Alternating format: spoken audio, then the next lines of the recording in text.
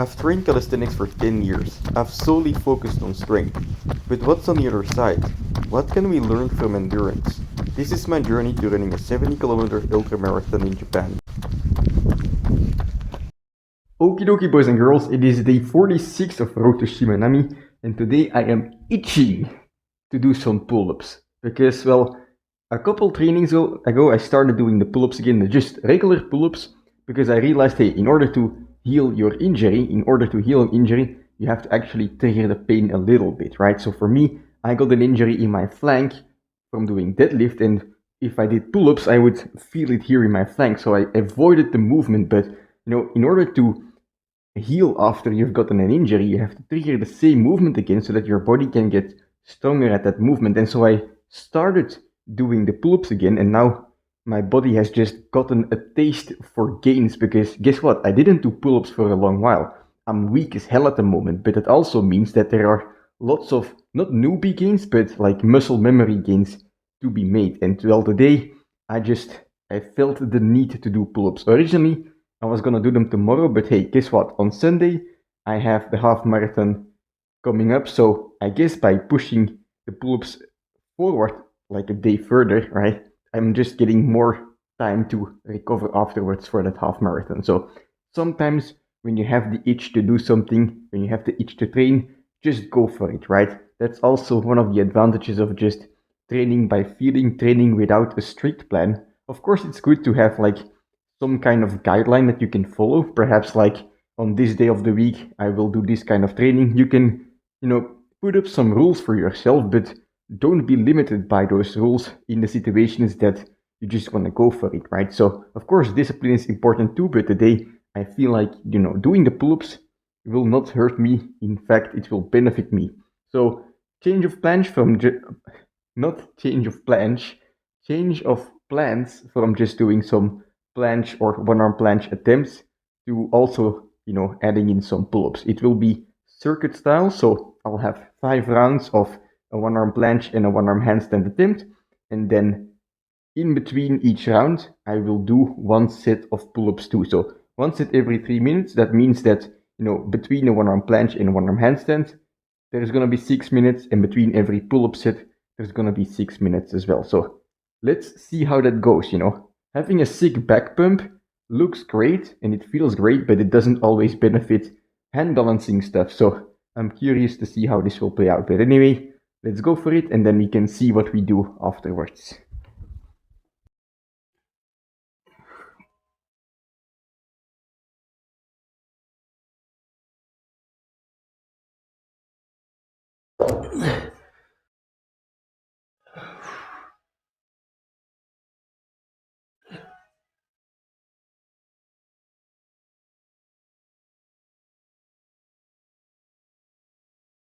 All right, some small holds. Let's move on to the first pull-up set.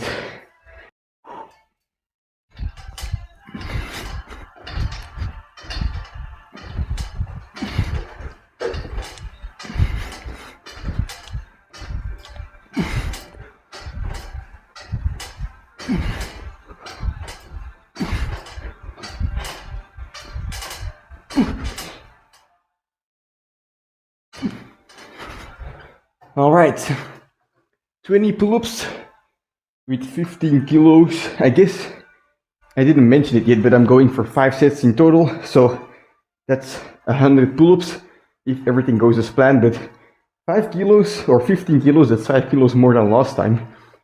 And last time I did only 3 sets, so we'll see what happens. But, as long as my flank is not feeling more painful set by set, I can continue these pull-ups. I feel it a little bit, but it's feeling okay, and that's the most important part. So hopefully 100 pull-ups, 100 pull-ups a day keeps the doctor away, even though I'm not doing them daily. But I would bet quite some money, on the fact that people who are able to do 100 pull-ups in a session don't need to go to as much to the doctor as people who are not able to do that. But that doesn't matter. Let's move on to set number 2 of one-arm planche and one-arm handstand.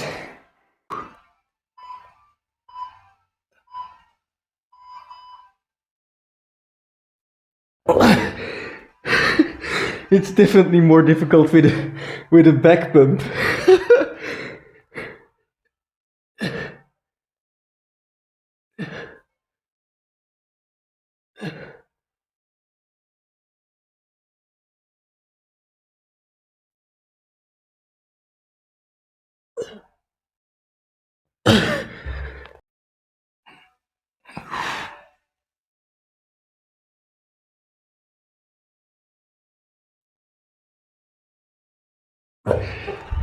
Yes! Fuck yes! That was the hold I was looking for, I believe. Yes!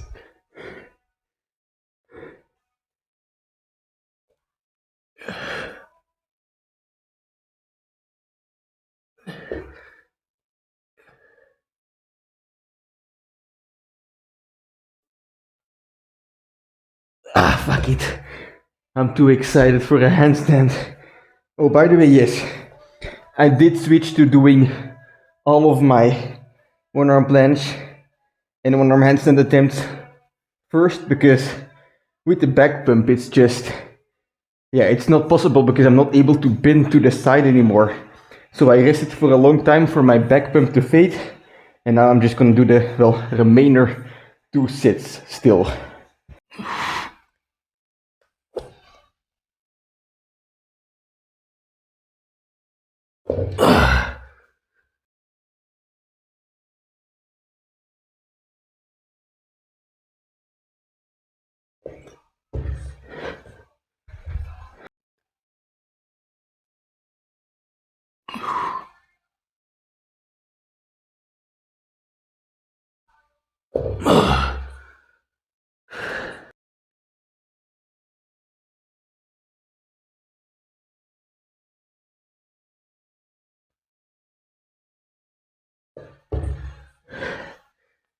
Superset.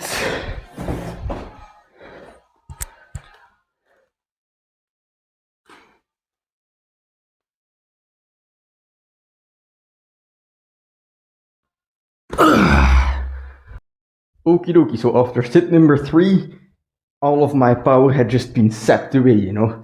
I was unable to hold the one arm planche any longer, but that's quite normal because when you think about these trainings, especially in the one arm planche for me right now, it's just attempts, right? And so in the past couple trainings that I did over the past couple of weeks, when I did the one arm planche trainings, I was going into the one arm planche position, but you know, I was never actually hitting the position for a very long time. It was always like at most half a second. And so my body didn't have a chance to adapt to the position yet. It was learning the position, how to get there, but not how to hold it. And now I've got this first adaptation to actually hold the position. And now my body can actually start adapting and developing power to, you know, keep itself in that position. And that's, you know, that's the second step. The most difficult step when it comes to power moves, I feel like, is oftentimes just getting one successful attempt. You know, when it comes to the one arm pull up too, you know, if you're getting, or if you're training for the one arm pull up, or if you're training for a normal pull up, it doesn't matter. If you're training for a push up, the first rep is the most difficult one. You know, getting that first pull up, getting that first push up. Once you get there, you can just repeat all of the training that you've been doing until now, combined with some attempts every now and then. And then soon enough, you will get your second rep and your third. And the more it becomes an endurance-based thing, the more you start to be able to build volume, you know, at that same intensity of the pull-up or the push-up, or in my case, the one-arm planche. The more you're able to build volume for that specific skill that you're doing, the easier it's going to be to progress, right? Well, up until a certain point, of course, up until the human limit. But guess what? No one knows where the human limit is. So I guess just worry about getting to rep number 1, and then from there it will be easier to go to rep number 2. But anyway, now it's time to move back to some pull-ups. So I have 4 sets left, hopefully. I'm gonna put on the 15 kilos again, 20 reps each set. Let's see what happens.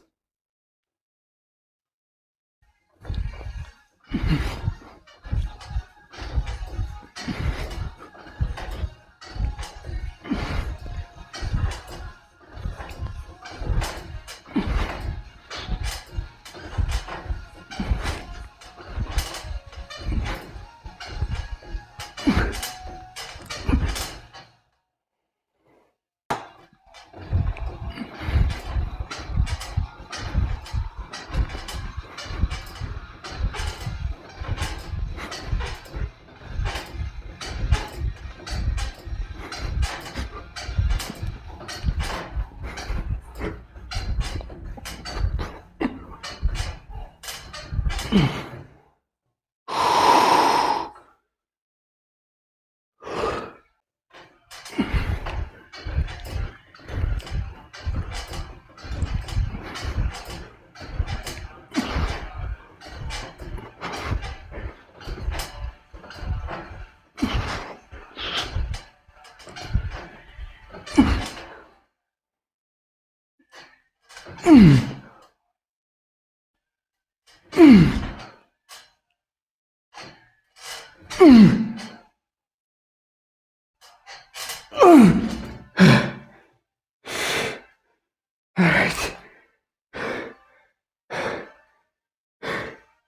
I think I'm gonna keep it at 4 sets today.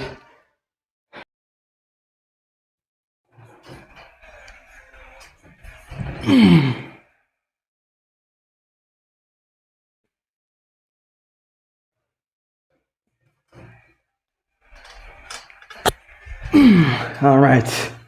It's not because I stopped the pull-ups at 4 sets that I just have to stop the workout as well, but that being said, this will be the last set.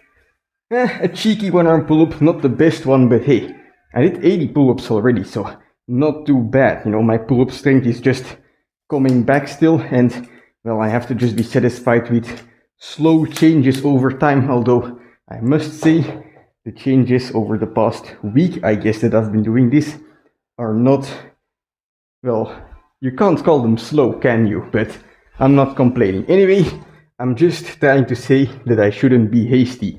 I have to be happy with the gains that I'm making and not be greedy for more. Just let it happen. Let the gains come to you, because as long as you're training consistently, that is in fact what is going to happen, you know. Gains will come to those, not those who wait, but those who train consistently. And so yeah, that's gonna be it for today's workout. Do I have to mention it? Very happy with how it went. A cheeky one-arm planche, a cheeky one-arm pull-up, 4 cheeky sets of pull-ups with 15 kilos. Not too bad. Progress on all fronts. So I'm just gonna head downstairs and have some dinner. And tomorrow is gonna be, well, kind of not a rest day. Not a complete rest day, an active rest day, I should say. I think I'm gonna do some planche combinations and yeah, chill out that way. Perhaps do some one-arm progression workout attempts as well.